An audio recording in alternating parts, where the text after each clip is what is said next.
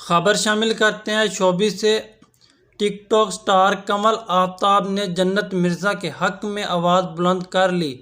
پاکستان کی نمبر 1 ٹک talk star کنول آفتاب نے بھی جنت مرزا کے حق میں آواز بلند کر لی ہے۔ انسٹاگرام پر کنول آفتاب کی ایک ویڈیو گردش کر رہی ہے جس میں دیکھا جا سکتا ہے کہ ٹک ٹاک سٹار کنول آفتاب حال ہی میں جنت مرزا پر کی جانے والی تنقید پر بات کر رہی ہیں۔ سینئر اداکارہ بشریٰ انصاری کی جانب سے کی جانے والی تنقید پر کنول آفتاب نے کہا کہ جنت مرزا کے معافی نامے کے بعد اب لوگوں کو غیر مناسب باتیں نہیں کرنی چاہیے۔ گزشتہ روز ابھرتی ہوئی اداکارہ جنت مرزا نے سینئر اداکارہ بشریٰ انصاری کی نفرت انگیز پوسٹ پر رد عمل دیا تھا۔